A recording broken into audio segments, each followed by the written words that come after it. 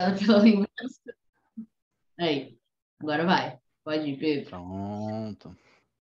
Boa noite, gente. Há um tempo atrás, eu, dando aquela estudada, né, conhecendo ferramenta nova, eu conheci React Query, que, não vou mentir, a primeira vez que eu vi esse nome foi... O que veio na minha cabeça foi que tinham dado algum jeito de botar jQuery dentro do React, eu nem olhei. Então, há muito tempo atrás eu vi isso, e não sei por que veio isso na minha cabeça.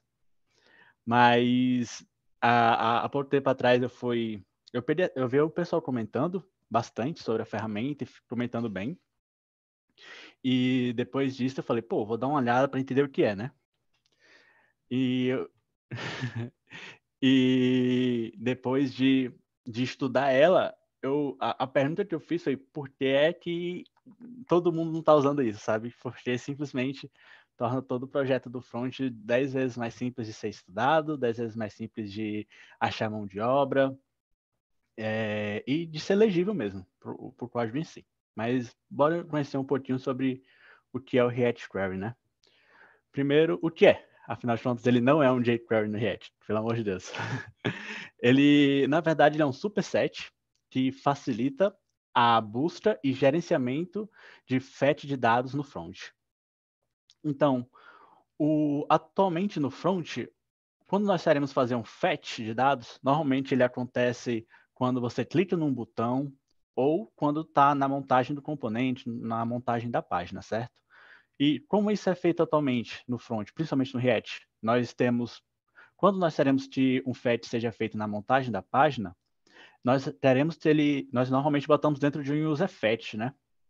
Ou alguma coisa assim, aliás, nós fazemos dentro de um user fetch e salvamos dentro do estado esses dados. E caso nós quisermos ter algum tipo de cache, esse cache seria através de um storage, ou seja, seria outra biblioteca externa. Normalmente, que você vê na maioria dos projetos, principalmente antigos, são Redux, né? E tem alguns mais novos, como os Stand também, que eu particularmente gosto muito. Sem dúvida que eu mais gosto de trabalhar, pela simplicidade. Mas, de qualquer forma, você tem um trabalho muito grande e você não tem um controle tão bom quanto você vai ter com essa ferramenta. E inclusive, esses são os motivadores. Quando você vai ler a documentação do React Query, a primeira página deles explicando um pouquinho dessa motivação.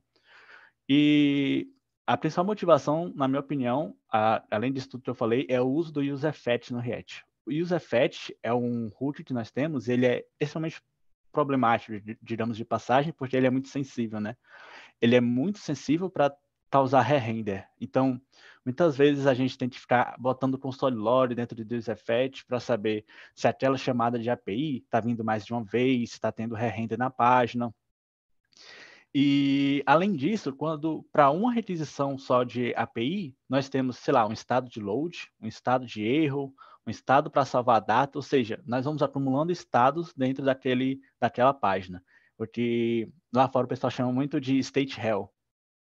E isso é complicado na leitura de código, na minha opinião. Quando você pega aquela página que tem tipo 10 use state, aí você vai entender para que funciona cada um. E, como eu já tinha comentado antes, o cache de dados, porque eu cheguei a comentar que você teria que fazer o cache através de um storage, como o Redux ou o Stand, mas ele não é tão simples assim de fazer. Você vai ter que usar isso e fazer todo a lógica desse cache na mão. E como esse cache vai funcionar, como ele vai resetar. E isso tudo é extremamente trabalhoso dentro da aplicação, sem contar que põe uma camada a mais de curva de aprendizado. Então, quando você quer trazer um júnior para a sua equipe, esse júnior vai passar uma dificuldade a mais para aprender esse código. Então, o React Query ele ajuda muito a solucionar esses problemas, porque o teu código vai ficar extremamente sucinto e simples de qualquer pessoa aprender. Dentro do React Query, foi utilizada as nomenclaturas de GraphQL. O React Query ele pode ser usado tanto para GraphQL quanto para fetches chamadas REST. Mas a nomenclatura foi de GraphQL. Então, sempre que você quer fazer query, nós usamos o root useQuery para fazer mutation, que é o mesmo que post and push. Você usa use mutation e delete vai ser use delete, é meio óbvio. É sempre importante frisar que ele apenas gerencia chamadas de API. Ele não é um ATS, ele não substitui um ATS ou um FET, sabe? Ele não faz a chamada da HTTP em si, ele só vai gerenciar ela. E a gente falou bastante aqui, e foi uma das coisas que veio muito lá no nosso formulário, que é React Query é ou não um estado global? React Query, ele vai solucionar muitos problemas que você precisaria de um estado global, sabe? Então, por exemplo, para você, digamos que você tem um aplicativo ou algo que você queira ter o modo noturno, né? Que fica tudo escuro. Então, você vai precisar de um global state para isso. Mas, para muitas coisas que você precisaria usar na aplicação, você vai substituir por React Query. E então acaba que esse global state ele não é literalmente substituído, mas para muitas soluções que você usaria esses storages, você não vai precisar mais. Tinha outras perguntinhas que aí eu vou deixar para responder no final da aula, que aí vai fazer mais sentido. Mas por enquanto, depois disso, uma breve apresentação, a gente vai para a parte de código. Eu vou só parar o compartilhamento aqui e compartilhar outra janela. Se foi. Compartilhar a janela.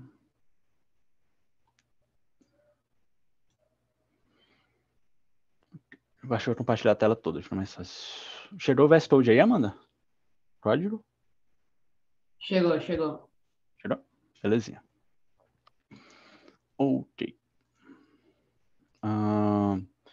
Quando nós quisermos botar React Query dentro da nossa aplicação, ele é simples desde a sua aplicação, sabe? Você vai instalar ele na sua aplicação com npm install, React Query e Yarn Edge. Depois disso, ele não tem praticamente nenhuma espécie de configuração. O que você vai querer botar, para ele funcionar, você vai fazer exatamente isso. Depois de importar esse query client aqui, direto do React Query, você vai importar o query client e o query client provider. E você vai botar ele ao redor do seu app, a aplicação, sabe? É bem simples, não tem segredo. E após botar isso, tem uma coisa que é opcional, que é o React Query DevTools. Que, assim, é uma parada sensacional para debugar a aplicação. É uma parada que, dentro da parte de desenvolvimento, eu acho que tira algumas horinhas, sabe? Daqueles console logs que a gente bota para ver requisição de API. Então, isso aqui é sensacional de ter junto. Mas para ele funcionar mesmo, que você vai precisar só esse Query Client Provider ao redor de toda a sua aplicação. Fazendo isso, você já está preparado para funcionar. Agora, eu pensei em algumas formas de tentar mostrar para todos vocês de que forma a React Query facilita a nossa vida, né?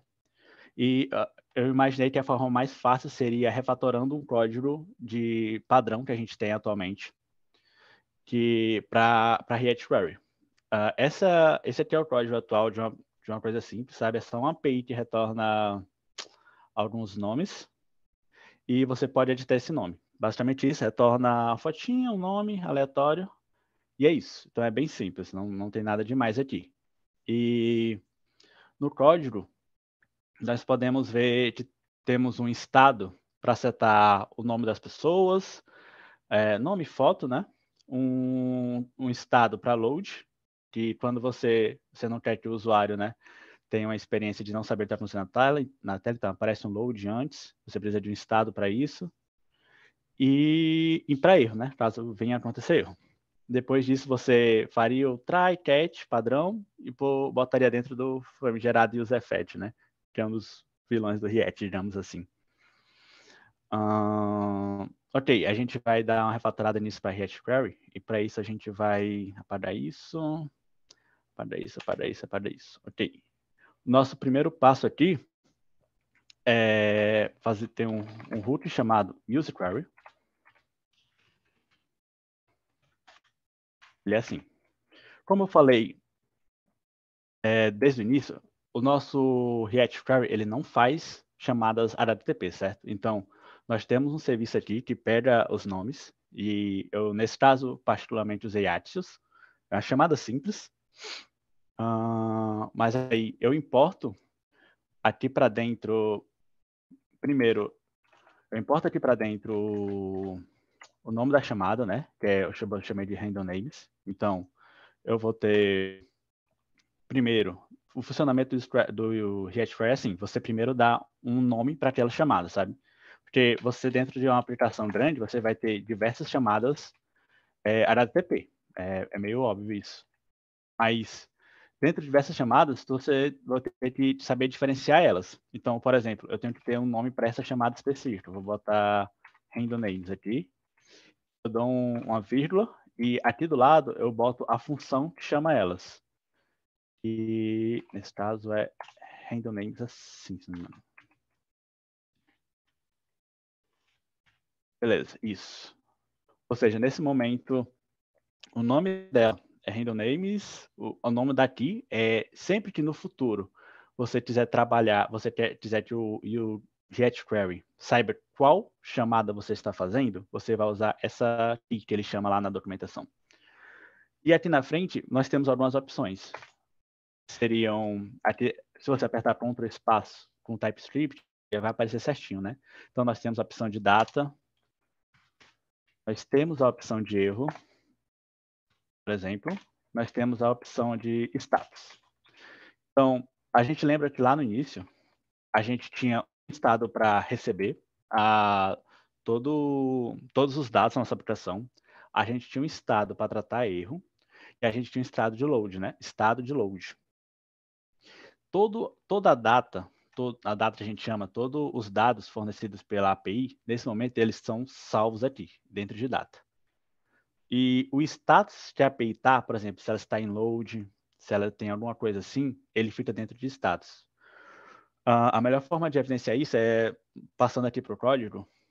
Eu vou passar esse data aqui, você pode dar outro nomezinho para ele, por exemplo, dando 2 pontos. Você pode botar random names, assim, porque... Já tem random names ali, né? Tá. Names. Porque diante de uma aplicação grande em que todo lugar você vai usar o use query, você não quer que todo lugar seja data, sabe? Você quer ser o mais transparente possível com quem vai ler seu código. Então, nesse caso aqui são names. Esse names, que é todos os nomes das pessoas que vêm da API, você passa para dentro dessa função. Eu, particularmente, isso é só gosto pessoal e depende de padrão do projeto, sempre que tem um map, eu gosto de enclausurar ele dentro de uma funçãozinha, sabe? Para evitar botar direto aqui no HTML. Dependendo do tamanho do seu corpo, eu acho que fica pouco legível. Mas, basicamente, você tem um map rolando aqui, que eu vou passar para cá. Então, aqui eu vou botar names, que é os dados de onde veio. E outra coisa excepcional é o status. O status, se a gente botar só o mousezinho em cima, você vê que tem estado de erro, estado de loading, estado de sucesso. Então, basicamente, basta aqui, naquelas verificações que eu usava um estado para loading, um estado para erro, eu vinha aqui botar status. Quando ele for igual a... se não me engano, ele vai aparecer load, ou seja, sempre que o estado, desculpa, sempre que o estado não for certo, não, foi de load, sempre que o estado for de loading, ele vai aparecer na tela loading. Sempre que o status for de success, aí sim ele vai... Aí sim que os dados iriam aparecer em tela, sabe? Então, todo aquele estado que a gente tinha para controlar erro, e o estado que a gente tinha para receber as coisas, para loading, para controlar erro, e para receber os dados, virou uma linha de código. Tipo, ali são 3, sem contar a linha de try catch e a linha de use effect. E o erro, ele é true, sempre, no caso, o erro que ele me retorna, se eu não me engano, é true ou false. E se ele for true, aí ele vai aparecer a tela de erro que você quer, né? Só olhar aqui como foi ficando código. Saber se eu tô ficando louco também. Tá, só ver só um errinho que deu. Assim. O errozinho que deu foi porque eu tô pegando agora .data, né? Da API. Não mais só personagens. Isso. Beleza. E todas aquelas, acho que tinham cerca de 20 linhas de código, virou literalmente uma linha. Então, o código foi extremamente mais legível. Depois disso, outra coisa que eu quero mostrar para vocês, que eu falei, assim que eu estava mostrando quando a gente estava aplicando o React Query, né, que era aqui no código, no React Query DevTools, você pode ver ali que agora na sua aplicação em desenvolvimento aparece uma florzinha no canto esquerdo inferior. Nela, você tem acesso às requisições que sua aplicação faz. Então, você não precisa mais estar, eu quero saber o que está chegando naquela API. Vou dar um console log no result lá, até saber o que está vendo, sabe? Não. Aquela key que você bota, a key que você bota aqui, é o mesmo nome que aparece aqui no DevTools. Então, você já sabe qual requisição está fazendo. E aqui dentro, você vai ter data, com que vem, qual foi a requisição, tudo. Então, evita você, para debugar sua aplicação, ficar botando um console log atrás do outro. Pronto aqui. Belezinha. Isso foi a refatoração só de um fetch padrão. Caso eu queira. Aí, a outra coisinha que eu queria mostrar também, que facilita muito a nossa vida dentro de um projeto, seria como quando a gente vai fazer um post, né? Nesse caso aqui, dentro do componente, certo aqui. Se eu quisesse mudar o nome na nossa aplicaçãozinha, nome das pessoas, digamos que eu quero botar Pedro aqui. Eu clico em editar nome. Como as coisas estão acontecendo dentro desse componente, fica difícil desse componente avisar o componente pai re-renderizar. Então, dentro de uma aplicação normal, como é que você faria isso acontecer? Ou você faria um props drilling, que aumentaria a complexidade de código, ou você salvaria todos esses dados dentro de um estado global, para você poder comunicar entre o pai e o filho. Seria mais nessa situação. Assim, para provar que funciona, eu vou dar F5 na página, ele vai trazer como Pedro, tá vendo? Porque foi o nome que eu botei. Mas não tem como o componente filho, nesse caso, avisar o pai que é para re-renderizar. Normalmente, como eu falei, a gente usaria um storage para isso. Só que com React Query isso é muito mais simples. Porque esse aqui é o modo padrão de fazer, né? Aí, agora eu vou passar para o React Query, que nada mais que uma chamada. Aqui não. Aqui tá certo, aqui é só a gente botar o nome. Beleza. Sempre que você for fazer post ou put, você tem outro root, né? Lá a gente usou o useQuery, aqui a gente vai usar o const useMutation. O useMutation, como eu falei, é sempre que você quiser fazer um post ou put para sua API. A primeira coisa que você vai fazer é dar um nome para... Sempre você tem que ter um aqui, sabe? Aliás, no mutation não. No mutation não precisa de key. Eu me atrapalhei aqui. Você vai precisar só passar a requisição que você quer fazer. No caso, é outra requisição API, que é o update name. Botei aqui, options. Acho que é isso mesmo. Ok. Isso.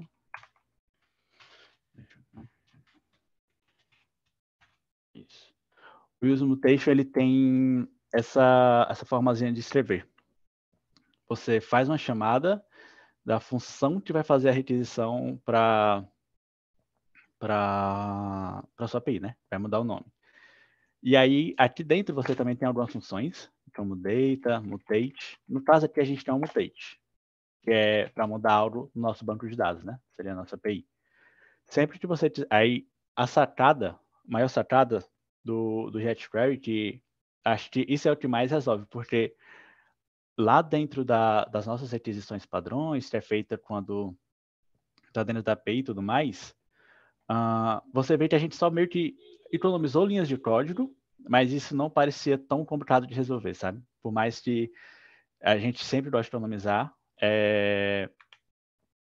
não parece tão difícil, mas para cá vai fazer muito sentido, porque quando você faz, ele te dá opções após fazer a chamada de push, de put ou post, de você botar, por exemplo, quando a API retorna on success, sabe? Então, tipo, sempre que você fizer a requisição para o banco de dados e ele te voltar que foi um sucesso, ele vai fazer alguma coisa. E aqui você define o que ele vai fazer. Então, aqui eu posso definir, e aí para isso eu vou ter outro root, que é o useQueryClient, client, igual a useQueryClient. Esse é outro root. Sempre que você usar esse root aqui, useQueryClient, é porque você quer mexer na sua aplicação como um todo.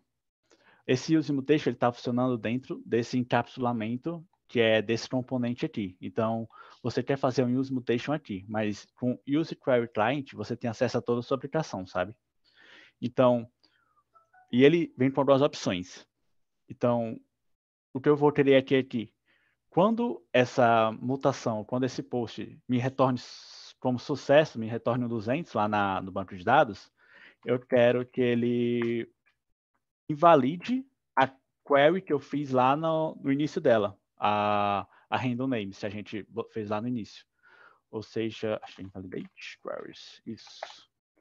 E aí, sempre que eu for invalidar alguma coisa, eu tenho que passar o nome que eu botei lá. Se eu não me engano, foi random names, né? Isso. É essa aqui que todo o sistema do React Query trabalha que reconhece. Então, eu posso botar aqui random names. Só lembrar se acho que foi aqui.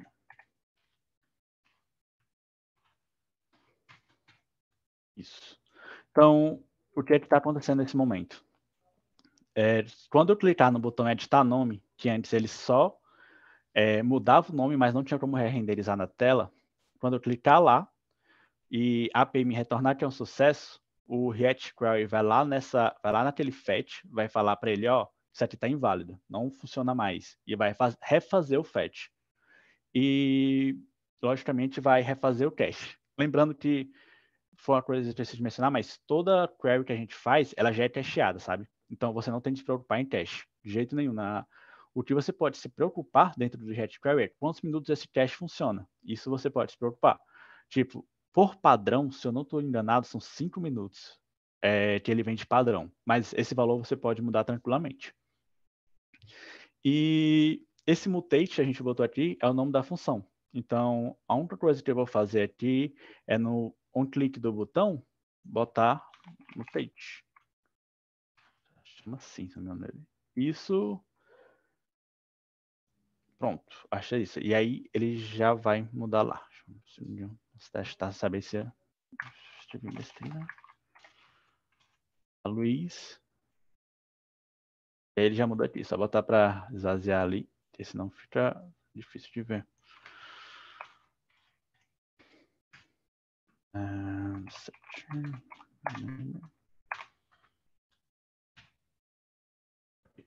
Então,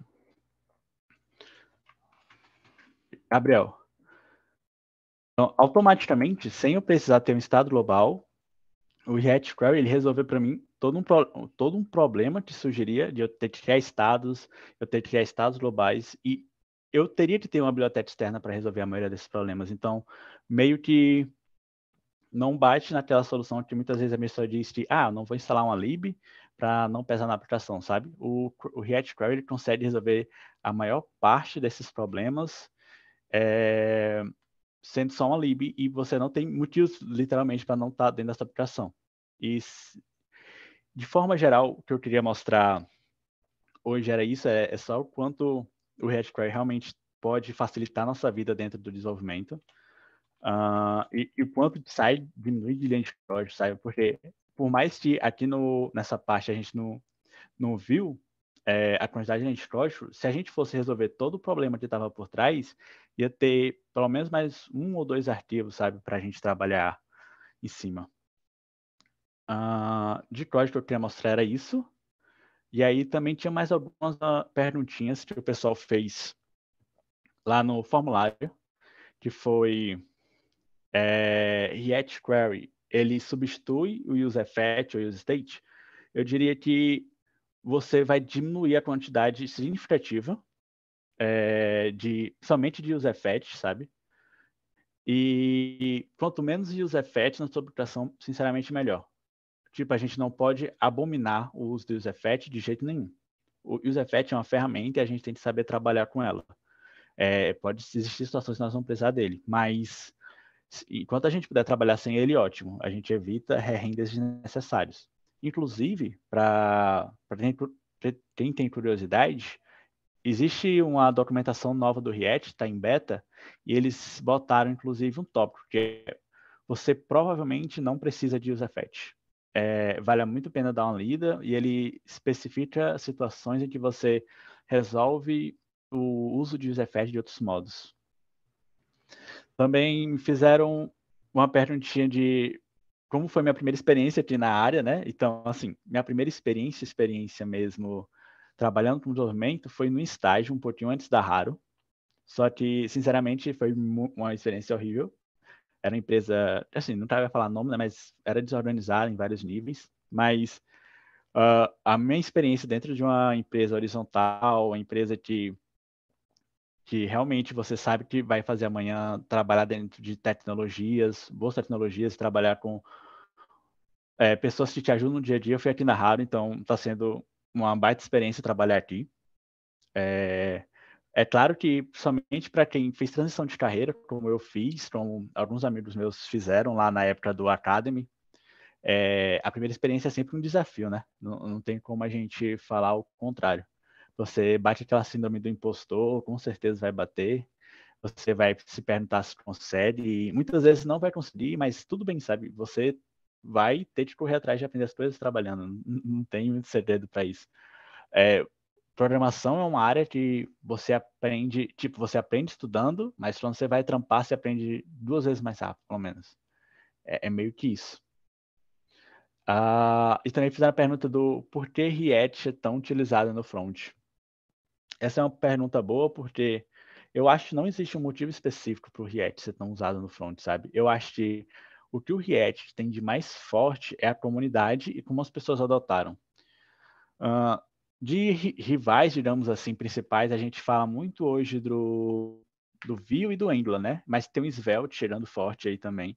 Apesar de ser... No Brasil, se eu não me engano, eu vi uma pessoa comentar que uma ou outra empresa tem um projeto com Svelte, mas de forma geral ele não é utilizado praticamente no Brasil, então a gente bota sempre Angular ou Vue. Eu tenho um rancinho pessoal com Angular, porque as coisas no Angular funcionam muito automatizadas. Às vezes é meio estranho escrever Angular, mas sim, o framework é muito bom, sabe? É mais questão minha mesmo. Se tiver de codar em Angular, eu vou codar e não tem problema nenhum nisso. Mas Vue é uma parada interessante de se pesquisar, porque o Vue ele tem um pouquinho de React de Angular, sabe? Ele não é tão aberto como o React.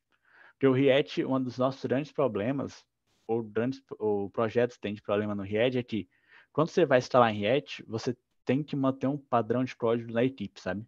Você tem que chegar na sua equipe e falar, a gente vai padronizar dessa forma. Meio que ele não te força a fazer de um jeito. Por exemplo, o Angular, ele vai te forçar a fazer do jeito Angular. Você, para gerar pastas, você tem um jeito, você bota um códigozinho no terminal, ele gera pasta. Então, o React, ele tem essa, não diria que é um problema, sabe? Mas o React, ele meio que, ele tem essa particularidade, até porque o React não é um framework, ele é só uma lib, né? E é por isso que é tão importante ter outras libs que complementam o React, como o React Query, que eu vou apresentar. Eles complementam muito bem e tudo isso parte da comunidade. Então, o que, na minha opinião, faz o React forte, o principal usado no mercado é a comunidade, sabe? Você precisa de algo para React, você taca no Google, você vai achar provavelmente alguém que falou, alguma lib que resolve o seu problema. Então, esse é o que o React tem de mais forte. Na minha opinião, claro. E uma pergunta que foi um pouquinho... não foi dentro do assunto, mas o motivo... Como eu ia observar o home office em 2023? Eu acho que, pelo menos aqui na rádio, não se fala, que é onde eu tenho mais contato, a gente sempre não se fala em abolir home office ou algo assim, mas é notável que vai diminuir o número de home office a partir de 2023. Porém, eu não vejo como o home office fugir das nossas vidas, pelo menos da gente que é programador, sabe? Porque a nossa força de trabalho está muito dividida no Brasil. E por mais que a gente vê, muitas vezes até para entrar na área, a gente vê um mercado um pouquinho concorrido, é muito por causa que a gente tem a disponibilidade do home office. Se a Raro só pudesse ter acesso a dev de BH e as outras empresas só pudessem ter acesso a devs locais, teria um problema nesse sentido de mão de obra. Mas eu não vejo como o home office sair das nossas vidas nunca mais, sabe? Somente a gente é dev. Vai dar uma diminuída em algumas empresas terceiras ou que elas são mais conservadoras, mas de forma geral, na maior parte deve continuar assim. Então, assim, eu não sei se a gente vai abrir, mas quem quiser perguntar mais, óbvio, mas de forma geral era isso que eu queria trazer para vocês. Não é uma apresentação longa, mas é algo que eu queria trazer aqui, né? Agora eu vou ler as perguntas, não deu tempo de eu ver. O Cristiano perguntou, se eu não passar uma chave para o invalidate query, boa. Cristiano, se tu não passar uma chave para o invalidate query, eu acho que ele nem roda. Mas é uma boa pergunta, eu não testei. A gente pode testar bem aqui. Botar aqui.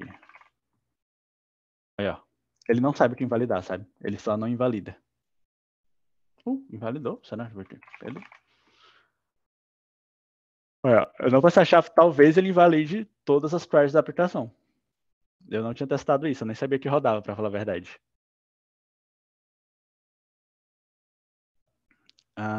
Oi, André, pode explicar com a gente o que eu costumo usar de back-end aqui na Raro?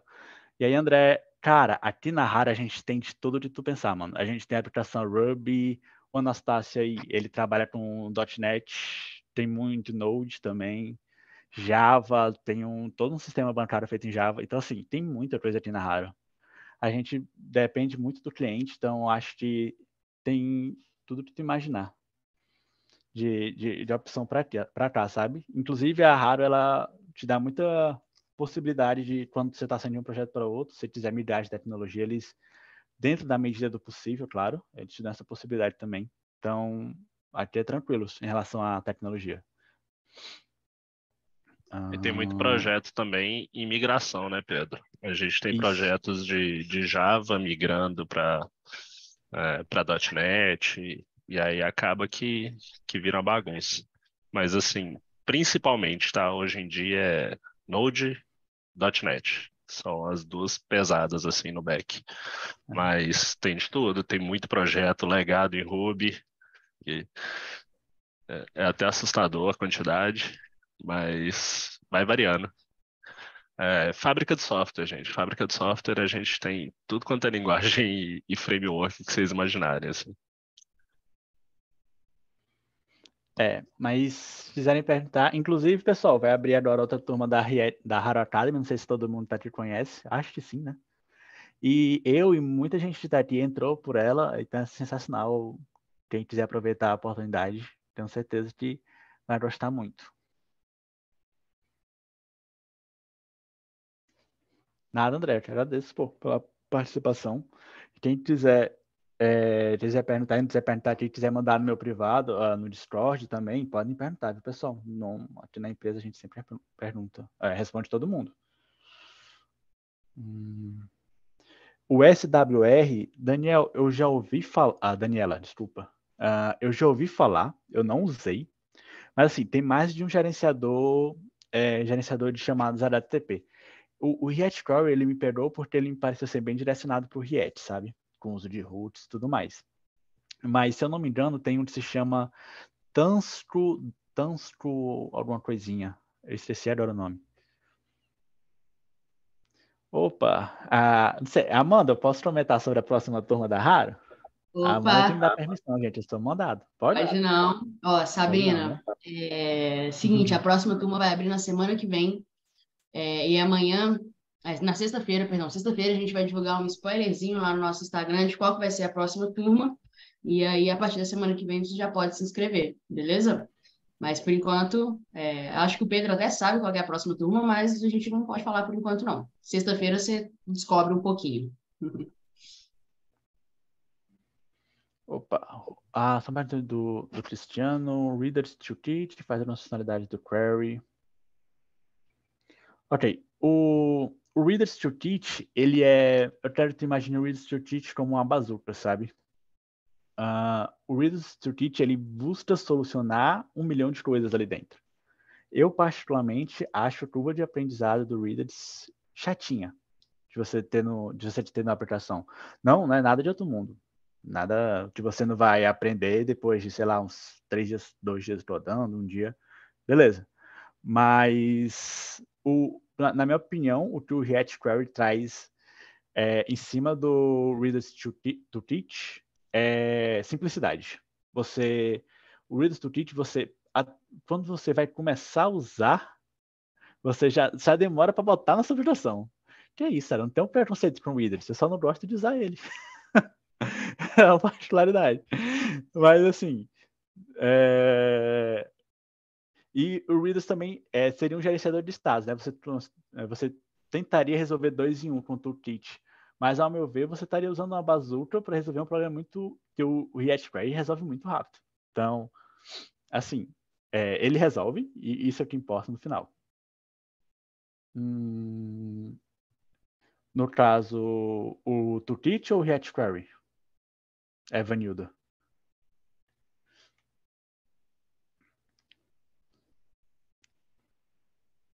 Certo. Ele traz controle sobre o cache e controle de tempo. Eu posso estar enganado. Eu não vi todos os tempos da DOT, se eu falar, você estaria mentindo, mas eu li alguns artigos e tinha um artigo do rapaz ensinando. Gente, minha lâmpada tá querendo apagar. Eu vi um artigo que o cara ensina como atualizar o cache diretamente. Não pareceu nada de outro mundo, sabe? Mas isso evitaria até de fazer outra chamada REST. Mas, de forma geral, você vai ter controle sobre quase tudo que o React Query te provê. E de forma bem simples. A documentação do React Query ela é muito, muito, muito boa. Ela te dá exemplos de muita coisa. Mas, de forma geral, deixa eu só voltar aqui no código. Quando você está aqui fazendo a primeira requisição, né, que foi com esse use query, você poderia vir aqui depois, uma vírgula, e abrir outro objeto. Dentro desse objeto tem algumas opções, como, por exemplo, o enable. Digamos que tu não quer fazer essa requisição quando vai montar o teu componente, né? Então, tu poderia botar o enable como false. Então, tu só chamaria a partir do chamado, apertar um botão ou algo assim. É a função enable. Só que eu não vou lembrar de... vem aqui, ó, cache time. Cache time te dá acesso ao tempo que está em cache, sabe? Eu não sei eu não sei até que ponto tu mexe no cache, mas eu lembro de ter visto sim, você poder falar isso. De você poder controlar a questão do cache. As vantagens a utilizar o React Query no método PostPut, eu acho que a principal vantagem de você ter o React Query ali é principalmente quando você tem que re-renderizar uma lista quando a gente fez. Só que, tipo assim, você já vai ter o React Query na sua aplicação, sabe? Então, você vai, digamos, por mais que você vai ter um método put ou post ou put, que não vai precisar re-renderizar em tela,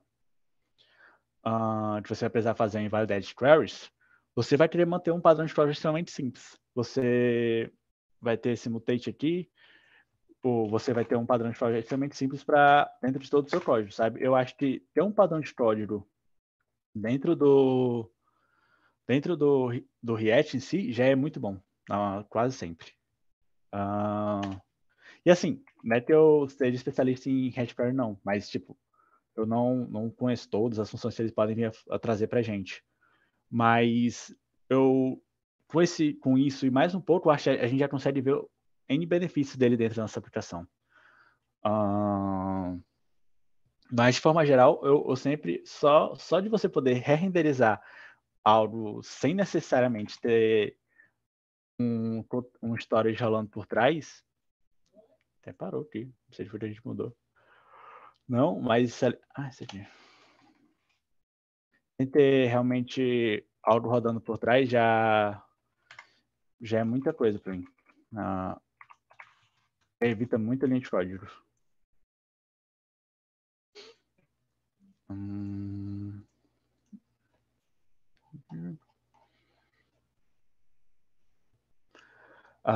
De forma geral, foi isso, pessoal. Não sei se tiver mais alguma perguntinha.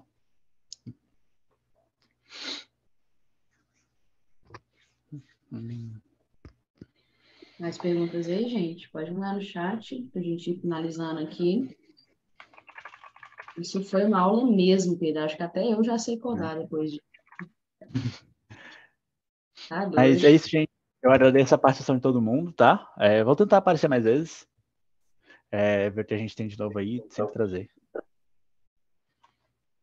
Arrasou, Pedro. Muito bom. Todo mundo fez sem elogio. Galera, obrigado pela presença. Não se esqueçam, tem turma nova da Academy vindo aí. Semana que vem já vai abrir as inscrições, então quem tiver interesse, segue a gente lá. A galera que está aqui, que é ex-aluno, atual pessoa rara, quem quiser dar uma aula também, fica à vontade. Pode escolher o assunto preferido de vocês e chamar Breno, Júlia ou eu, para a gente poder marcar direitinho. E é isso, galera. É isso. Muito obrigada. Eu acho que vai pro YouTube, Amanda. Não sei se vai. Oi? Vai pro YouTube? Vai pro YouTube, galera. Tudo está gravado aqui, a gente vai mandar pro YouTube amanhã. E vamos compartilhar o link nas nossas redes sociais. Posso mandar lá no Hara Academy também no Twitter. Todas as redes sociais, @Hara Academy.